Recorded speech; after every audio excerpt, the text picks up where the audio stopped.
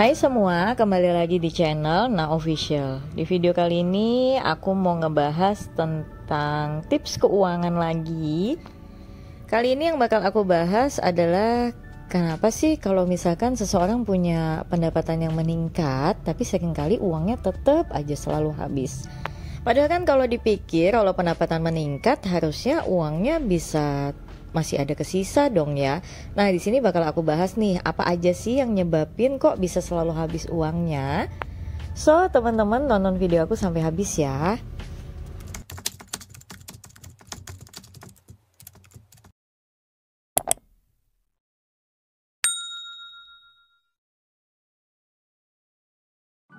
Ayo di sini siapa nih yang suka ngalamin pikiran bingung kayak gitu ya kan? Padahal dulu anggaplah misalkan ketika income 2 juta per bulan cukup-cukup aja nih per bulan, bahkan mungkin bisa nyisihin sekitar 5-10% nih setiap bulannya buat ditabung.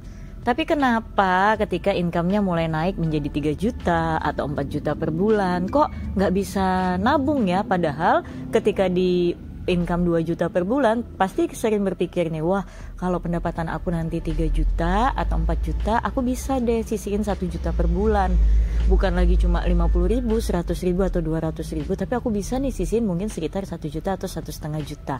Itu biasanya hayalan-hayalan sering terjadi ketika income kita masih belum mencapai di nominal yang kita hayalkan itu. Nah, tapi entah kenapa nih ketika income kita sudah sampai di titik yang sering kita hayalin, kok kita nggak bisa sih nabungnya sesuai dengan yang kita hayalin sebelumnya ya kan? Jangankan mungkin yang sesuai dengan dihayalin 10% atau 50% dari yang kita hayalinnya aja itu mungkin nggak ketabung jadinya.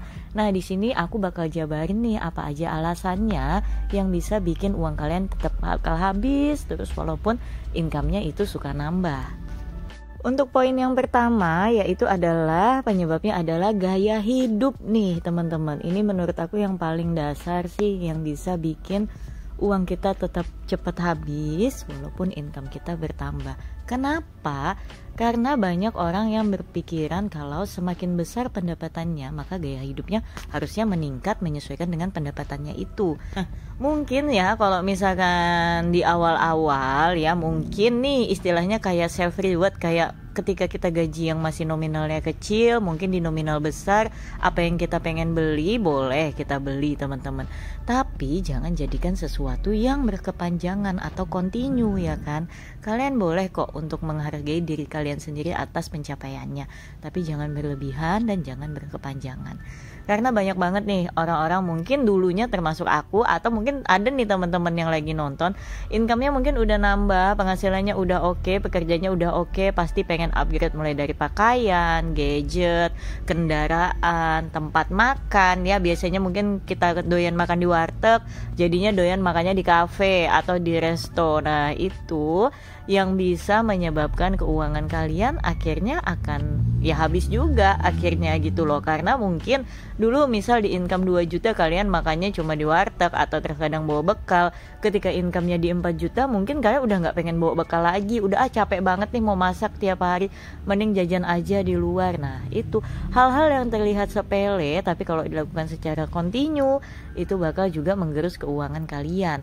Nah, jadi aku bilang tadi sesekali boleh, contoh kayak kalian kepengen beli pakaian atau kalian pengen makan di tempat makan yang gak biasa kalian makan, boleh dilakuin tapi tidak untuk sesuatu yang berkepanjangan atau dilakukan secara terus menerus. Sesekali aja, 1 bulan sekali kek atau 1 bulan 2 kali kek. Apalagi kalau pakaian teman-teman gak usah tiap bulan belanja, 2 atau 3 bulan aja cukup. Karena pakaian itu gak gampang rusak, gak gampang kotor, gak gampang hancur. Pilih pakaian yang modenya itu bisa dipakai.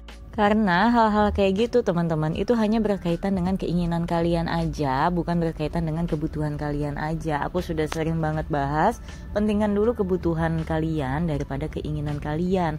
Karena keinginan itu hanya lapar mata sesaat, nanti hasilnya juga endingnya bakal cuma jadi penyesalan. Barang-barang yang dibeli jadi barang rongsokan yang cuma menumpuk gak kepake. Syukur-syukur masih bisa laku kalau di pre-love. Kalau kalian tim orang yang mager, pasti ujung-ujungnya barangnya cuma numpuk atau dibuang atau dikasih ke orang lain ya kan. Jadi mending disadari dari awal daripada nanti penyesalan di belakangnya.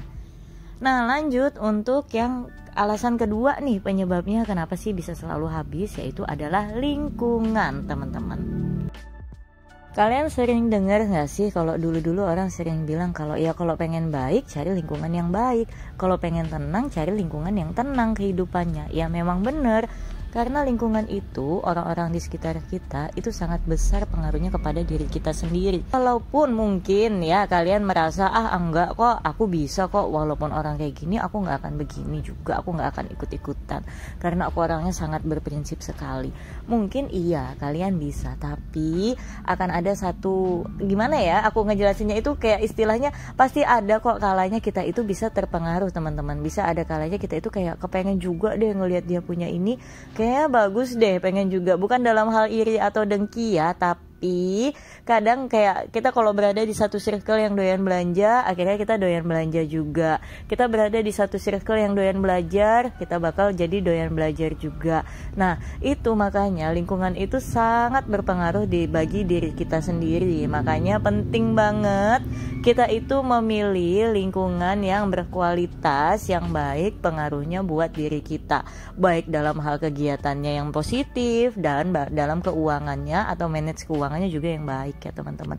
Bahkan kalau perlu kalian itu cari lingkungan atau teman-teman yang udah prepare tentang masa depan finansial ya, mulai dari pengen bisnis, mulai dari nyiapin dana darurat, syukur-syukur yang paham investasi. Wah itu kayaknya seneng banget deh kalian kalau bisa berada di lingkup orang-orang yang kayak gitu, karena kalian bisa nambah wawasan, nambah pelajaran, dan juga menambah ilmu kalian supaya keuangan kalian itu juga baik-baik aja gitu loh, supaya senengnya dapet, terus uangnya juga selamat deh jadinya ya kan. Jadi daripada berteman yang banyak-banyak tapi nggak berkualitas, mending diperkecil circle pertemanan kalian, tapi pilih bener-bener yang berkualitas. Jadi pilih-pilih teman itu penting juga loh teman-teman. Jadi bukan pilih-pilihnya yang maunya yang cantik aja, maunya yang kaya aja, enggak, tapi pilihlah teman-teman yang bisa membawa dampak kebaikan buat diri kalian. Lalu untuk poin yang ketiga nih, yang paling penting juga, yaitu adalah mindset kita. Jadi selain pengaruh dari orang di luar, pengaruh dari diri kita sendirilah yang jauh lebih besar buat mempengaruhi keuangan kita ya kan. Jadi kalau kalian memang menanamkan pikiran itu, kalau misalkan penghasilan kalian nambah, pengeluaran kalian harus di-upgrade, tentang kualitas hidup kalian katanya yang harus upgrade, ya udah bisa dipastikan itu keuangan kalian pasti bakal habis teman-teman. Gak akan bisa nabung dengan dalam jumlah yang lebih banyak daripada penghasilan sebelumnya.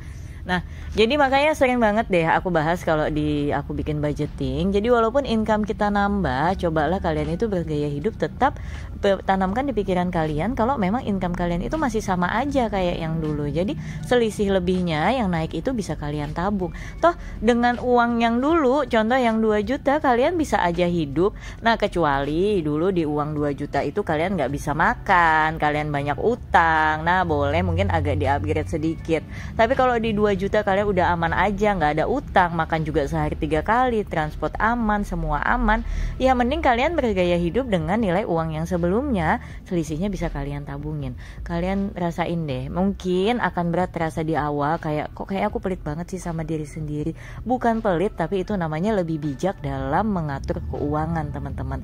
Nanti kalian akan rasakan itu di masa yang akan datang, ketika mungkin kalian nanti pensiun, atau mungkin kalian udah capek banget kerja, pengen usaha, wah kalian udah punya tabungan, nggak perlu lagi ngutang-ngutang, ngajuin kur, ngajuin apalah itu sebagainya buat dana pinjaman, ngebangun usaha kalian.